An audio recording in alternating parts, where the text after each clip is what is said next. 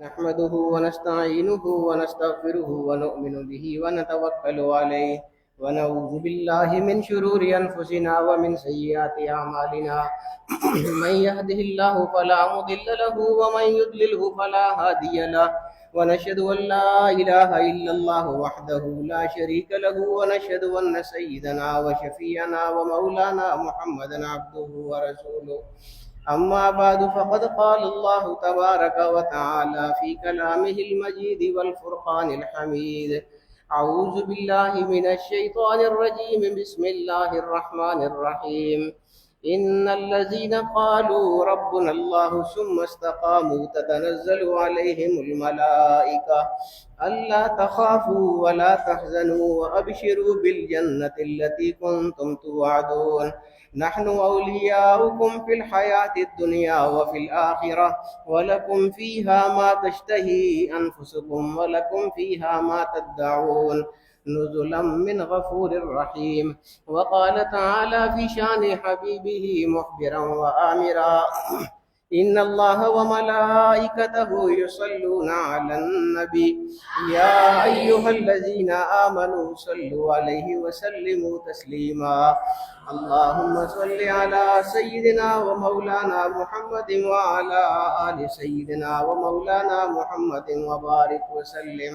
الصلاة والسلام عليك يا رسول الله وعلى آلك وأصحابك يا حبيب الله. الصلاة والسلام عليك يا شفيع المذنبين وعلى آلك وأصحابك يا رحمة للعالمين. سامعین محترم، سفر کا مہینہ اختتام پذیر ہو رہا ہے، آخری عشرہ اس کا چل رہا ہے، اور آخری عشرے میں ہی 28 سفر کو یوم وصال ہے. مجدد الفسانی رحمۃ اللہ تعالیٰ علیہ، شیخ احمد فاروقی سرہندی رحمۃ اللہ تعالیٰ علیہ، ان کا یوم وصال 28 سفر کو ہے. تو ہر جگہ ان کے اس یوم وصال کی مناسبت سے دعائیں بھی کی جاتی ہیں، ختم بھی پڑھے جاتے ہیں، ایصال ثواب بھی کیے جاتے ہیں، اور اس کی تقریبات بھی ہوتی ہیں. اسی حوالے سے پچھلے جمعے کو بھی میں نے کچھ باتیں آپ کو ان کے حوالے سے بتائی تھیں، پھر اتواروری محفل میں بھی بتائی تھیں. ابھی یہ شاید آخری ہی جمعہ ہوگا سفر کا، پھر آگے ربیع الاول انشاءاللہ شروع ہوگا، تو پھر وہ ربیع الاول کے حوالے سے گفتگو شروع ہو جائے گی.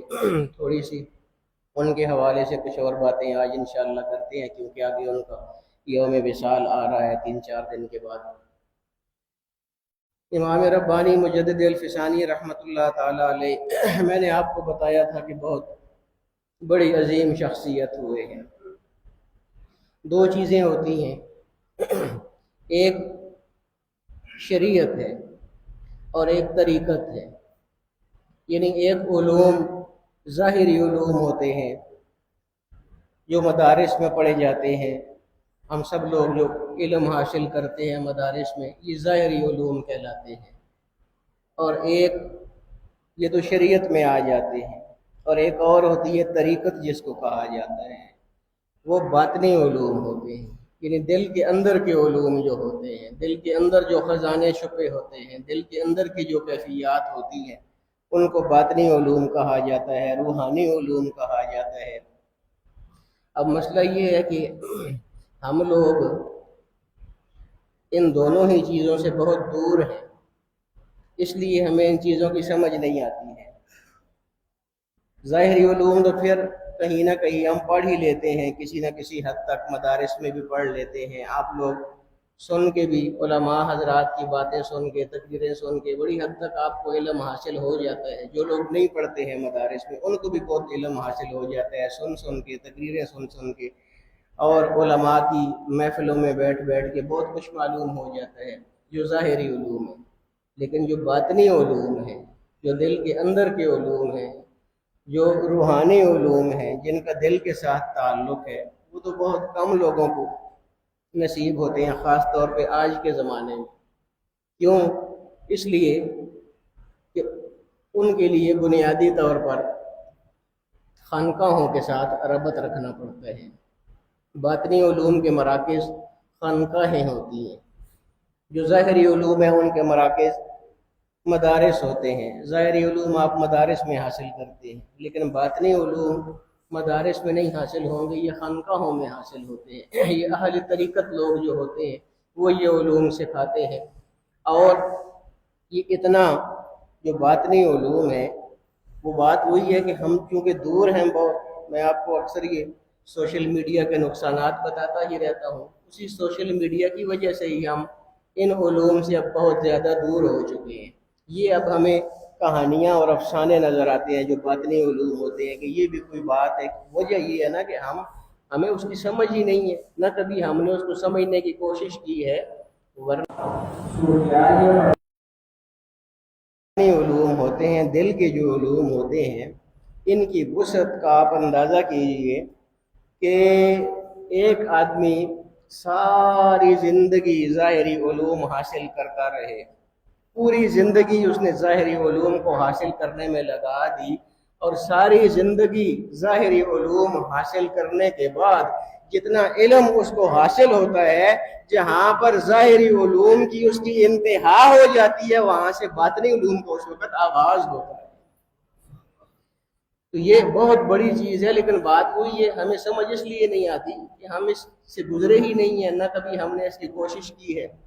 بنیادی طور پر دلوں کو صاف کرنا،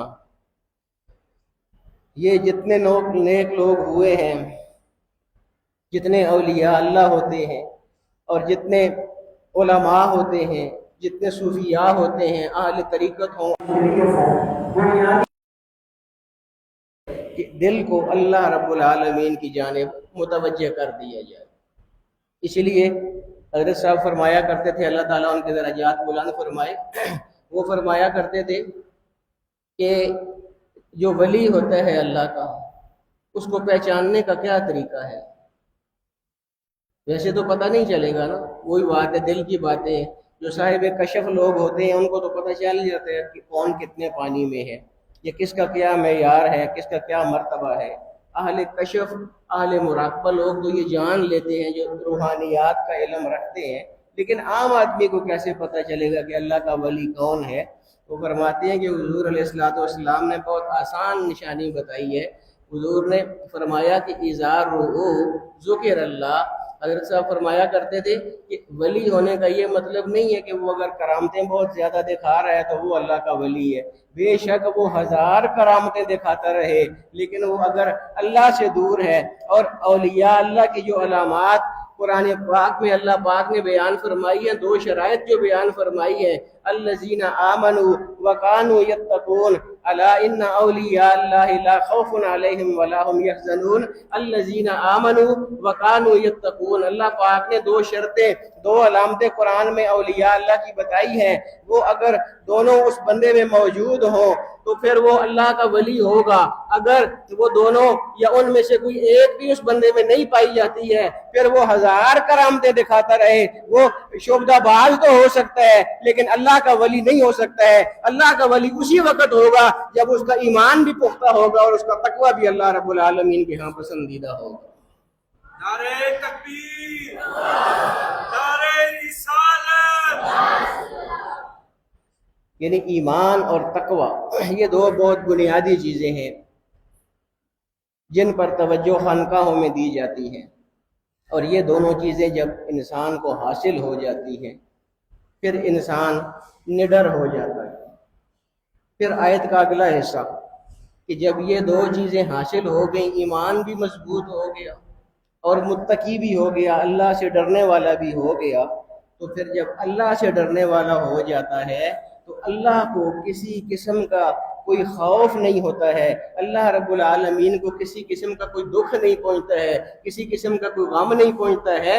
جب یہ اللہ رب العالمین کے ساتھ اپنا ربط قائم کر لیتا ہے، اللہ پر ایمان بھی مضبوط کر لیتا ہے، اللہ کے ساتھ متقی بھی ہو جاتا ہے، تقوی بھی اس کا بھرپور ہو جاتا ہے، پھر اللہ رب العالمین کی جو تجلیات ہیں وہ اس پر منعکس ہونے لگ جاتی ہیں۔ اللہ رب العالمین کو کسی چیز کا خوف نہیں ہو سکتا، کسی چیز کا دکھ نہیں ہو سکتا، کسی چیز کا کا غم نہیں ہو سکتا جب یہ اس کے ساتھ مربوط ہو جاتا ہے، اور جب اس کی تجلیات اس پر منعکس ہوتی ہیں بندے پر، تو یہ بندہ بھی ہر قسم سے خوف سے، ہر قسم کی پریشانی سے بے لاگ ہو جاتا ہے، آزاد ہو جاتا ہے۔ اسی لیے اللہ پاک نے فرمایا کہ الا ان اولیاء اللہ لا خوف علیہم ولا هم یحزنون، کیونکہ اس بندے کا رابطہ اس ذات سے قائم ہو گیا ہے جس کو کوئی خوف نہیں ہوتا ہے، کوئی غم نہیں ہوتا ہے، کوئی دکھ نہیں ہوتا ہے، نہ وہ پریشان ہوتا ہے۔ جب رابطہ اس کے ساتھ مضبوط کر لیا تو پھر جس طرح اس کو کوئی خوف اور غم نہیں ہوتا ہے، اسی طرح اس کو بھی پھر کوئی خوف اور غم نہیں رہے گا۔ باقی یہ اللہ کے ساتھ تعلق کی باتیں ہیں۔ اور پھر ان الذین قالوا ربنا اللہ ثم استقاموا، اللہ پاک قرآن کریم میں فرماتا ہے کہ وہ لوگ جو اللہ کو اپنا رب مان لیتے ہیں، ثم استقاموا، پھر اس پر قائم رہتے ہیں، اس پر استقامت اختیار کرتے ہیں، پھر اس پر ڈٹ جاتے ہیں کہ میں نے اللہ کو مان لیا۔ آپ حیران ہوں گے صحابہ کرام رضوان اللہ تعالی علیہم اجمعین کس قسم کی استقامت تھی ان کی۔ بنیادی طور پر استقامت جب ہوگی تو تبھی آپ پر تکلیفیں بھی آئیں گی۔ یہ بات یاد رکھیے، یہ ایک اصول ہے کہ اگر آپ میں استقامت نہیں ہے تو آپ پر تکلیفیں بھی نہیں آئیں گی۔ مثال کے طور پر حضرت مجدد الفسانی رحمۃ اللہ تعالی علیہ کی ہم بات کر رہے ہیں، اللہ کے ساتھ کیا مضبوط تعلق ہوتا ہے، اور جب اللہ کے ساتھ تعلق ہو جاتا ہے تو دنیا کے ساتھ تعلق پھر خود ہی ختم ہو جاتا ہے انسان کا۔ ہمارا چونکہ اللہ کے ساتھ تعلق نہیں ہے، اس لیے ہمارا تعلق سارا دنیا کے ساتھ ہوتا ہے۔ دنیا داری ہمارے ذہن میں رچی بسی ہوئی ہے، کاروبار رچے بسے ہوئے ہیں، دنیاوی معاملات سارے رچے بسے ہوئے ہیں۔ اللہ رب العالمین کے ساتھ جو ہمارا ربط ہے وہ بہت زیادہ کمزور ہے۔ جب وہ پختہ ہو جاتا ہے تو پھر دنیا کی کوئی حیثیت ہی نہیں رہ جاتی ہے۔ حضرت مجدد الفسانی رحمۃ اللہ تعالی علیہ، میں نے آپ کو بتایا تھا کہ ان کو بادشاہ وقت کے سامنے اس کا حکم نہ ماننے کی وجہ سے جیل میں ڈال دیا گیا تھا، گوالیار کا قلعہ تھا اس میں ڈال دیا گیا تھا۔ اور یہ انہی کے ساتھ تو نہیں ہوا، جتنے لوگ دین پر، کربلا میں کیا ہوا تھا سارا آپ نے دیکھا ہوا ہے نا، سارا آپ نے سنا ہوا ہے۔ یعنی جو بھی افضل الجہاد کلمت حق عند سلطان جائر، سب سے زیادہ بہترین جہاد وہ ہوتا ہے جب آدمی کسی حکمران کے سامنے کلمہ حق بلند کرتا ہے۔ کیوں کہ حکمران کے سامنے کلمہ حق کرنا بہت مشکل ہوتا ہے۔ کربلا میں بھی یہی ہوا تھا، اور پھر حضرت مجدد الفسانی رحمۃ اللہ تعالی علیہ انہوں نے بھی یہی کیا تھا۔ اکبر بادشاہ نے جو سجدہ رائج کر دیا تھا تمام لوگوں کے لیے کہ جو بھی آدمی یہاں پر دربار میں آئے گا وہ میرے سامنے پہلے سجدہ کرے گا، اس کے بعد کوئی اور بات ہوگی۔ حضرت مجدد الفسانی رحمۃ اللہ تعالی علیہ بہت بڑے عالم بھی، بہت بڑے صوفی بھی، وہ یہ کیسے گوارا کر سکتے تھے کہ اللہ کے علاوہ کسی اور کو سجدہ کیا جائے، بادشاہ کو سجدہ کیا جائے؟ سجدہ کسی کے لیے نہیں ہے، حتیٰ کہ حضور اکرم صلی اللہ تعالی علیہ وآلہ وسلم جو سب سے بڑی ہستی ہیں ان کے لیے بھی سجدہ نہیں ہے۔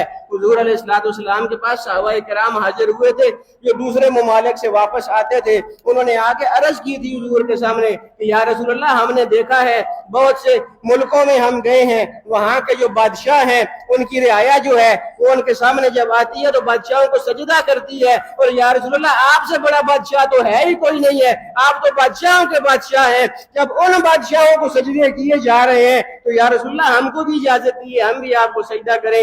حضور نے فرمایا نہیں، سجدہ کسی کے لیے بھی جائز نہیں ہے۔ اگر کسی کے لیے جائز ہوتا تو میں بیوی کو یہ حکم دیتا کہ وہ اپنے خاوند کو سجدہ کرے، کیونکہ خاوند کا اس پر بہت بڑا حق ہے۔ اگر اس کے لیے بھی سجدہ نہیں ہے تو پھر دنیا کے کسی بھی شخص کے لیے سجدہ نہیں ہے، سجدہ صرف اور صرف اللہ رب العالمین کے لیے۔ حضرت مجدد الفسانی رحمۃ اللہ تعالی علیہ ظاہری علوم کے بھی ماہر، باطنی علوم کے بھی ماہر، وہ کیسے یہ برداشت کر سکتے تھے کہ کسی اور کو سجدہ ہو اللہ کے علاوہ؟ چنانچہ انہوں نے برملا اعلان کیا کہ کوئی سجدہ نہیں کرے گا بادشاہ کو، اور انہوں نے قرآن کریم سے دلیل لی تھی۔ انہوں نے فرمایا قرآن کریم میں اللہ پاک فرماتا ہے لا تسجدوا للشمس ولا للقمر، آپ جانتے ہیں کہ یہ دونوں توانائی کے بہت بڑے ذریعے ہیں، سورج بھی اور چاند بھی۔ یہ کسان لوگ ہمارے جو زراعت وغیرہ کرتے ہیں، ہمارے بھائی، ان کو پتہ ہے یہ بات کہ سورج کتنی بڑی طاقت ہے، کتنی بڑی توانائی ہے۔ سورج نہ ہو فصلیں ہی آپ کی نہیں پکتی ہیں، آپ کی زراعت ہی ساری ختم ہو جاتی ہے۔ یہ سارا کچھ اللہ پاک نے سورج کے ساتھ متعلق کیا ہوا ہے۔ اسی طرح چاند ہے، پوری دنیا کو روشنی، پوری دنیا پر روشنی بکھیرتا ہے رات کو، اور یہ ساری بڑی چیزیں ہیں، اس کے سامنے انسان کی کوئی حیثیت ہی نہیں ہے۔ تو حضرت مجدد صاحب نے اس کو یہ دلیل دی تھی، فرمایا تھا کہ قرآن کریم میں اللہ پاک فرماتا ہے لا تسجدوا للشمس ولا للقمر، نہ چاند کے لیے سجدہ ہو سکتا ہے نہ سورج کے لیے سجدہ ہو سکتا ہے۔ انسان کی تو کوئی حیثیت ہی نہیں ہے، ہم سے تو سورج بھی بہت زیادہ طاقتور ہے، ہم سے چاند بھی بہت زیادہ طاقتور ہے۔ چل جائے کہ کسی انسان کو سجدہ کیا جائے، کسی بادشاہ کو سجدہ کیا جائے، انہوں نے فرمایا، اللہ پاک نے فرمایا کہ نہ بندہ کسی بندے کو سجدہ کرے اور نہ چاند کو کچھ سجدہ کرے جو پوری دنیا کو روشنی بکھیرتا ہے، اور نہ سورج کو کچھ سجدہ کرے جس کی توانائیاں بے شمار ہیں، جس کی توانائیوں سے ہماری زندگیاں چل رہی ہوتی ہیں۔ فرمایا چاند اور سورج ان دونوں کو بھی سجدہ کرنا جائز نہیں ہے۔ پھر کس کو کرنا ہے؟ وَاسْجُدُوا لِلَّهِ الَّذِي خَلَقَهُنَّ، کرنا ہی ہے سجدہ تو پھر اس ذات کو کرو جس نے انسان کو بھی پیدا کیا اور روشنیاں دینے والے چاند کو بھی پیدا کیا اور روشنیاں دینے والے سورج کو بھی جس نے پیدا کیا، اس کو سجدہ کرنا ہے۔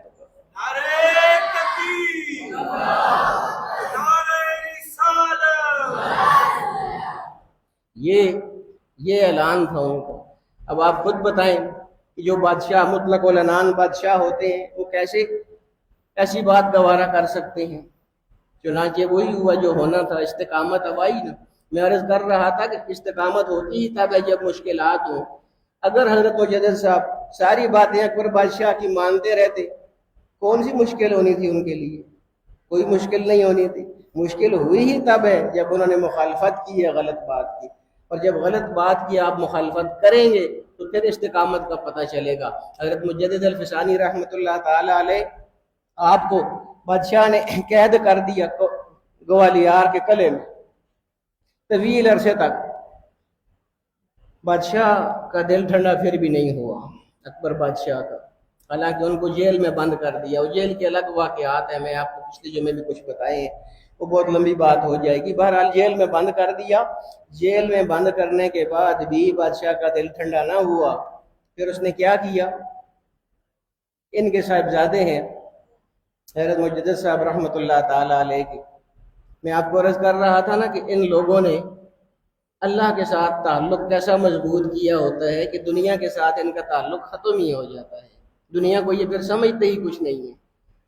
ان کے جو صاحبزادے ہیں خواجہ محمد معصوم رحمۃ اللہ تعالی علیہ، خود تو وہ قید ہو گئے گوالیار کے قلعے میں حضرت مجدد سے، بادشاہ نے ان کو قید کر لیا، تمنا اس کی پوری ہو گئی، لیکن دل ابھی بھی اس کا ٹھنڈا نہیں ہوا۔ ان کو قید کرنے کے بعد بھی پھر اس نے مزید قدم یہ اٹھایا کہ ان کے جو صاحبزادگان تھے، یہی خواجہ محمد معصوم رحمۃ اللہ تعالی اور باقی جتنے بھی تھے، ان پر بھی ستم کرنے شروع کر دیے، حتیٰ کہ ان کا جو گھر تھا وہ بھی حکومت نے قبضے میں لے لیا، ان کا جو درس تھا وہ بھی حکومت نے قبضے میں لے لیا، ان کی جو لائبریری تھی کتابوں والی وہ بھی قبضے میں لے لی، ساری چیزیں، حویلی، زمینیں، سب کچھ قبضے میں لے لیا حکومت۔ اب ظاہر بات ہے کہ وہ جو شہزادگان تھے حضرت مجدد صاحب رحمۃ اللہ تعالی، وہ تو بڑی عالیشان زندگی گزار رہے تھے۔ جب سارا کچھ ہی بادشاہ نے غصب کر لیا تو ظاہر بات ہے کہ ان کے حالات مشکل ہو گئے۔ ان مشکل حالات میں خواجہ محمد معصوم رحمۃ اللہ تعالی علیہ نے حضرت مجدد صاحب کو جیل میں خط لکھا۔ آج کل کی طرح موبائل تو ہوتے نہیں تھے، خط کا ہی ذریعہ تھا۔ انہوں نے اپنے والد گرامی حضرت مجدد الفسانی رحمۃ اللہ تعالی علیہ کو جیل کے اندر خط لکھا اور تمام تفصیل ساری بتائی کہ بادشاہ نے ہمارے ساتھ یہ ظلم بھی کر دی ہے، یہ ظلم بھی کر دیا ہے، گھر بھی ہمارا ضبط ہو گیا ہے، زمینیں بھی ضبط ہو گئی ہیں، سب کچھ جو کچھ مسائل ان کے ساتھ بنے تھے وہ سارے اس خط میں تفصیل کے ساتھ لکھ کے حضرت مجدد صاحب رحمۃ اللہ تعالی علیہ کی طرف بھیج دیے۔ حضرت مجدد صاحب رحمۃ اللہ تعالی علیہ انہوں نے جیل میں جب خط کھولا پڑھا پوری تفصیل آئی ہوئی تھی، جتنے بھی مظالم ان کے اہل خانہ پر ہوئے تھے وہ ساری تفصیل اس میں موجود تھی۔ چنانچہ حضرت مجدد صاحب نے آگے سے جوابی خط لکھا خواجہ محمد معصوم رحمۃ اللہ تعالی علیہ۔ اب یہ میں آپ کو عرض کر رہا تھا نا کہ ہمارا تعلق دنیا کے ساتھ زیادہ ہوتا ہے، ان کا تعلق کس کے ساتھ ہوتا تھا؟ ہمیں کیا کرنا چاہیے کہ ہمارا تعلق بھی اللہ کے ساتھ مضبوط ہو جائے؟ حضرت مجدد صاحب رحمۃ اللہ تعالی علیہ نے جوابی خط میں کیا لکھا ذرا دیکھیے۔ انہوں نے آگے سے لکھا کہ تم نے جتنے حالات، خواجہ محمد معصوم کو مخاطب کر کے لکھ رہے ہیں کہ تم نے جتنے بھی حالات اپنے لکھے ہیں گھر کے، اور جو جو ظلم بادشاہ نے میرے آنے کے بعد تم لوگوں پر کیا ہے وہ ساری تفصیل تم نے لکھ دی ہے، بتا دی ہے، اور مجھے بہت زیادہ دکھ بھی ہوا ہے اس بات پر۔ پھر آگے لکھتے ہیں کہ دکھ اس بات پر نہیں ہوا ہے کہ بادشاہ نے تمہارے ساتھ ظلم کیے ہیں، دکھ اس بات پر ہوا ہے کہ تمہارے دل میں اب تک دنیا کی محبت کیوں موجود ہے، تم پریشان کیوں ہو اس بات پر، تمہیں کیوں پریشانی ہو گئی ہے کہ ہماری ساری چیزیں چلی گئی ہیں؟ یہ ساری چیزیں تو دنیاوی ہیں، اور تمہارا تعلق اللہ رب العالمین کے ساتھ مضبوط ہونا چاہیے۔ جب تک ان کے الفاظ ہیں حضرت مجدد الفسانی رحمۃ اللہ تعالی علیہ کے، انہوں نے خط میں یہ لکھا کہ جب تک اللہ رب العالمین کے ساتھ تعلق مضبوط نہیں ہوگا، جب تک اپنے محبوب کے ساتھ تعلق مضبوط نہیں ہوگا، جب تک دنیا کی محبت دل سے مکمل طور پر نکال نہیں دو گے، اس وقت تک محبوبیت اور محبیت کا دعویٰ کرنا ہی تمہارے لیے حرام ہے۔ تمہارے دل میں اب بھی دنیا کی محبت موجود ہے، اس کو دل سے نکالو اور اللہ رب العالمین کے ساتھ لو اپنی لگانے کی کوشش کرو۔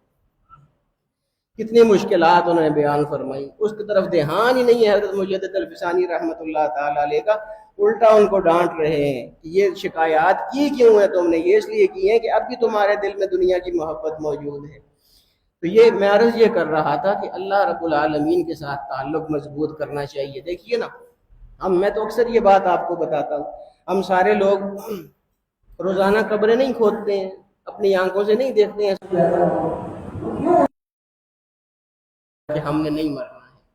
ہمارے سامنے سارے لوگ مر رہے ہیں نا، اپنے رشتہ دار بھی مر رہے ہیں، تعلق والے بھی مر رہے ہیں، جنازے بھی ان کے ہم لوگ پڑھ رہے ہیں، اپنے ہاتھوں سے ان کو دفنا بھی رہے ہیں، سارا کچھ ہو رہا ہے نا۔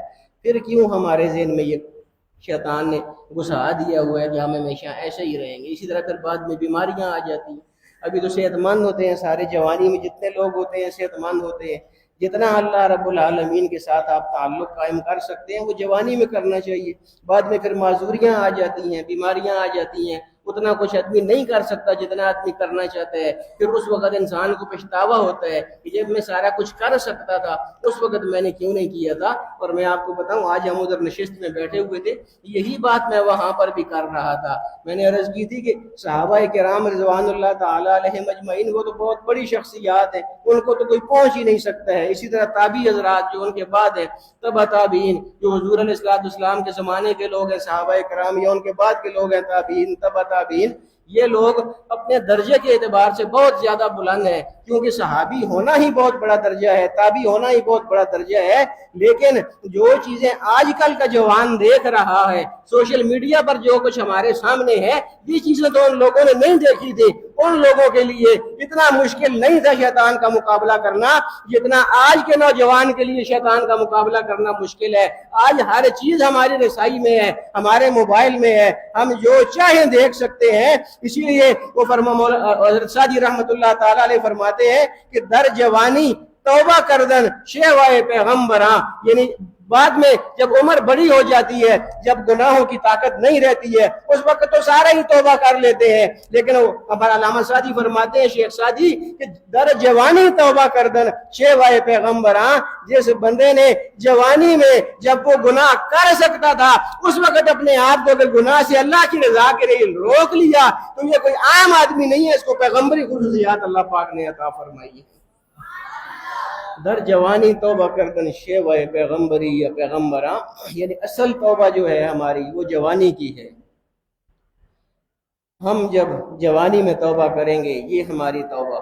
اسی طرح میں ان کو مثال دے رہا تھا کہ قرآن کریم پڑھنے کے حوالے سے اللہ پاک دیکھیں نا، ہماری کسی بھی چیز کو رائے گاہ نہیں جانے دیتا۔ کوئی بھی ہماری کوشش ہوتی ہے، اللہ پاک بہانے ڈھونڈتا ہے کہ میں اس کو زیادہ سے زیادہ عطا کروں کسی کو۔ قرآن کریم جو آدمی پڑھتا ہے، قرآن کریم کی جو تلاوت کرتا ہے، حضور علیہ الصلوۃ والسلام نے فرمایا کہ کچھ لوگ ایسے ہوتے ہیں کہ جن کی زبان صاف ہوتی ہے، جو بہت اچھی تلاوت کر لیتے ہیں، بہت اچھی قرات قرآن کریم کی کر لیتے ہیں، وہ بہت خوبصورت انداز میں پڑھتے ہیں۔ اس کے مقابلے میں کچھ لوگ ایسے ہوتے ہیں کہ جن کی زبان صاف نہیں ہوتی ہے، یا کسی کی زبان میں لکنت ہوتی ہے، وہ رک رک کے پڑھتا ہے قرآن کریم، روانی کے ساتھ نہیں پڑھ سکتا اپنی زبان کے اس عذر کی وجہ سے کہ لکنت ہے زبان میں۔ اسی طرح جس طرح ایک اچھا قاری پڑھ رہا ہے اس طرح وہ نہیں پڑھ سکتا کیونکہ زبان اس کی بار بار رک رہی ہے۔ تو اللہ پاک دیکھیے نا، یہ جو تھوڑی سی مشقت ہے، ہماری زبان جس کی صحیح نہیں چل رہی ہے، جو قرآن مشکل سے پڑھ رہا ہے، رک رک کے پڑھ رہا ہے، اٹک پڑھ رہا ہے، اللہ پاک اس کے رکنے کو، اس کی اٹکنے کو بھی ضائع نہیں ہونے دیتا۔ حضور نے فرمایا جو قاری قرآن تلاوت آسانی کے ساتھ کر لیتا ہے، اللہ پاک اس کو 1 اجر عطا فرمائے گا، اور جو آدمی مشکل کے ساتھ پڑھتا ہے، لکنت کے ساتھ پڑھتا ہے، رک رک کے پڑھتا ہے، اس کو اللہ پاک اچھے قاری کے بنسبت 2 اجر عطا فرمائے گا۔ 1 اجر قرآن پڑھنے کا عطا فرمائے گا، اور 1 اجر رک رک کے پڑھنے کا، مشکل سے پڑھنے کا عطا فرمائے گا۔